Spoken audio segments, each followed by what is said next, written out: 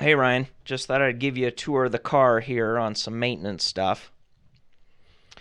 To start with, the spark plugs are in good shape. They're new, so you don't really have to worry about those for years.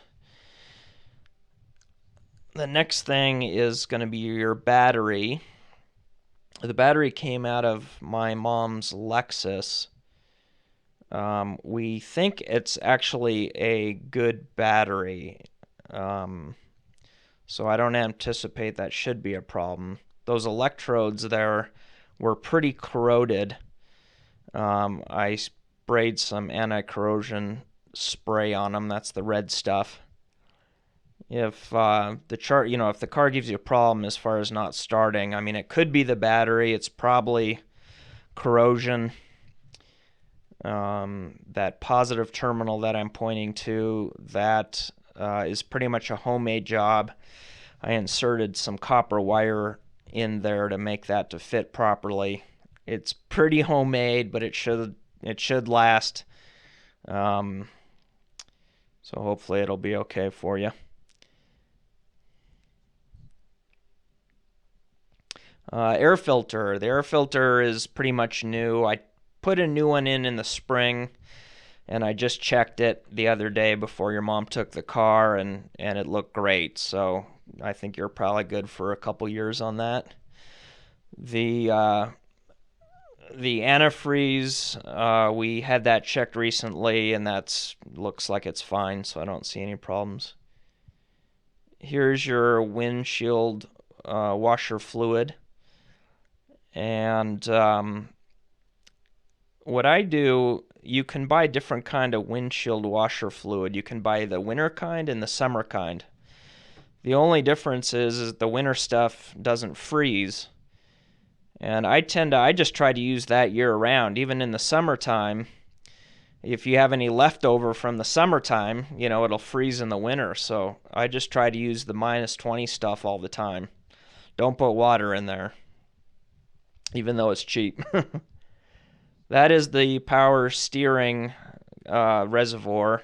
It's pretty low level, and it's been at the low level for years now, so I don't really worry about that. Should be fine. Up here is your brake reservoir. Um, I think that's a little bit above low too, but that's been like that for years. It's pretty stable. Both of those reservoirs, the fluids there, you don't want to mess around with. There's different cars take different kinds of fluids, and you can't mix them. So go to the parts counter, tell them what kind of car and the year you've got, and make sure you get exactly the right type of fluids for those. Okay, same thing with the radiator fluid. There's different types of antifreeze, and some antifreezes actually are not compatible and will corrode gaskets if you don't use the right kind. So do a good job with that.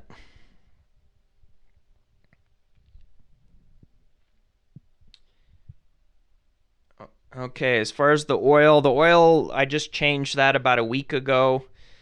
You got a new oil and new filter. I do it every 6 months. I used to change it every 3, but then, with the rising price of oil, and then they came out saying, we really don't need to change our oils that often in modern cars. So I've just been doing it every 6 months, and I've been happy with that. So up here is a sticker. I wrote on it in black marker. It's just a reminder. It takes 4 quarts to change the oil, and that includes the filter change as well. What I do is I use 1030 weight oil in the summertime, and then I use 530 for the wintertime. 530 is a little bit thinner than the 510, so it works rather than 530, so it works better in the winter. What I do is I just change my oil April and October. So April I use 530, and in October I use 510. Okay, so in the car now. So the first thing you'll see at the bottom of the speedometer there is a little maintenance indicator. It's green right now. This indicator you can ignore. It's not hooked up to any kind of sensors. It's just based totally on mileage. After green, it'll turn yellow as a warning, and then it'll finally turn red, and you can ignore that.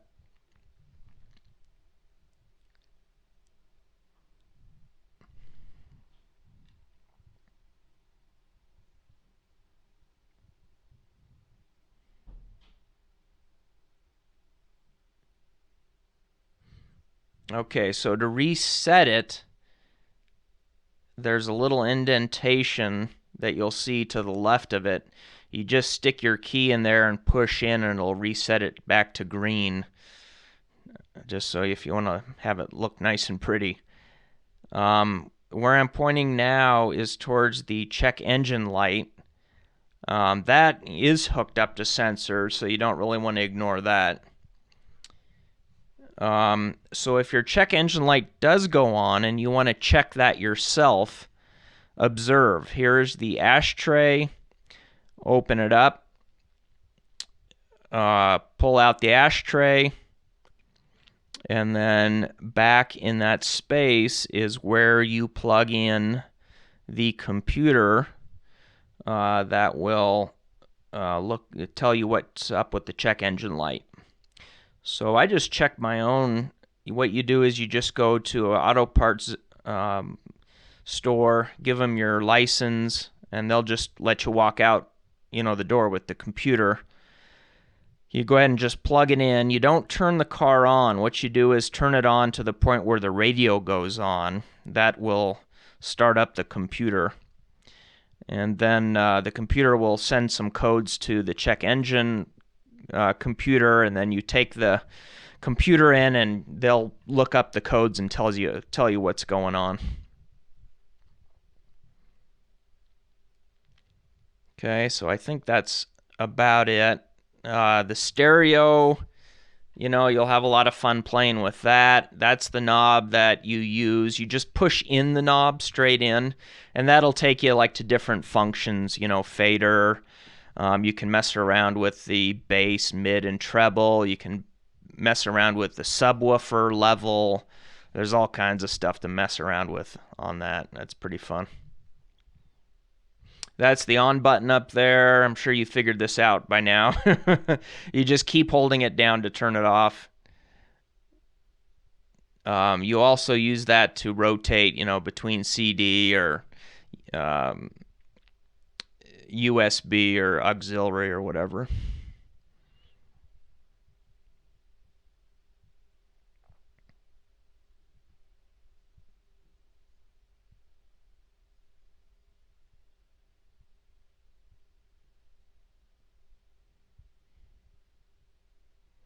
All right, so in the glove box, we got a couple little books there for you. The first one, this one here holds the manual, so you can look through that. This one here, there's the repair history info, and I did find the repair receipt that documented that the timing belt was changed.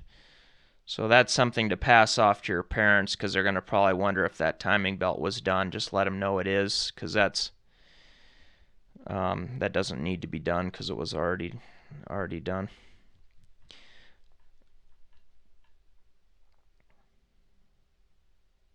Let's see. Also, I recently rotated the tires. The tires in the front typically wear a lot faster than the tires in the back. So what you do is just exchange the back for the fronts. Like I said, I just recently done that, so maybe in a couple years, if you notice the fronts are wearing more than the rears, you can switch them around again. So here's the car registration and the license and the insurance. I know your mom already got her own insurance for it. So just until she gets it registered, if you get pulled over, use our registration. Do yourself a favor, Ryan, and just keep this stuff organized. So if you get pulled over, you can open this up, you know right where it is. You can hand the officer all the information, and it just makes things a lot easier.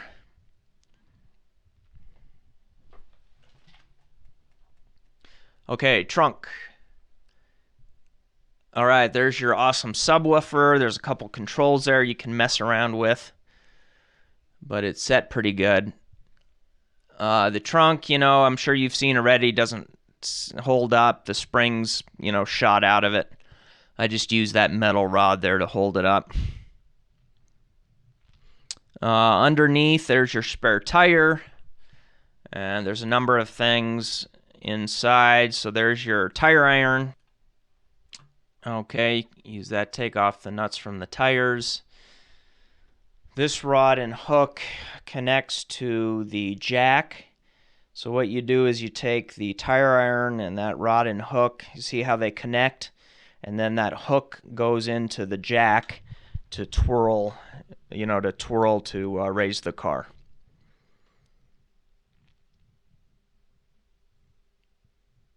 All right, there's other stuff down there. Little tool kit there.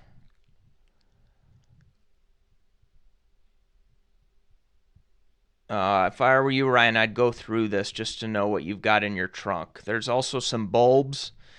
If something goes out, check it out. I've gotten pulled over before by a police too because of a bulb, and I'm like, hey, just let me change it right now, and they'll sometimes let you go without a ticket. There's some transmission fluid. I think the transmission is fine. I'm sure they checked that when we took it to the garage to get the car checked. But there's some fluid, and again, that's another fluid, Ryan, you don't mix. You don't use someone else's transmission fluid. There's a special kind of Honda transmission fluid that you only want to use.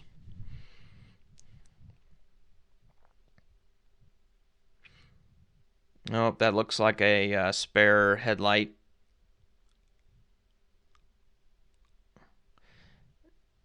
And there's some quick fix. I'm not sure how old that is, but if you're in a tough place where you can't change a tire, follow the directions, and that might inflate things till you get to where you're wanting to be. Back in the trunk here's where your jack is, Ryan. It's on the right side. Take off that little compartment. And you remember that rod and hook that I talked to you about? You see the jack, the top there. There's where the hook would go into to jack the car up. Gas-wise, the car takes 87 octane. No sense of using any more than 87 octane. It's just a waste of money.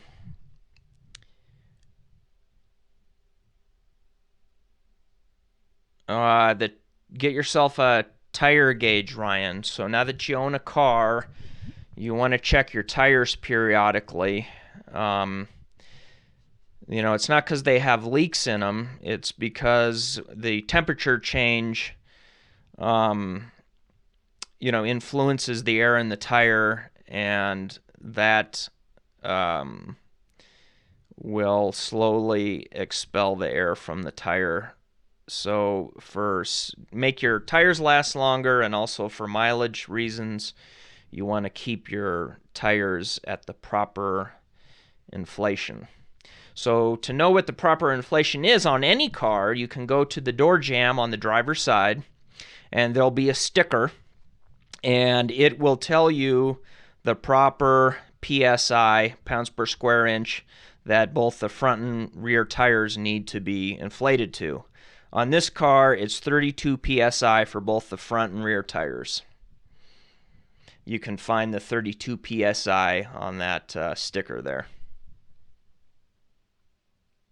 Okay, the last thing, I want to show you where the hide key is. So I took this video when it was dark.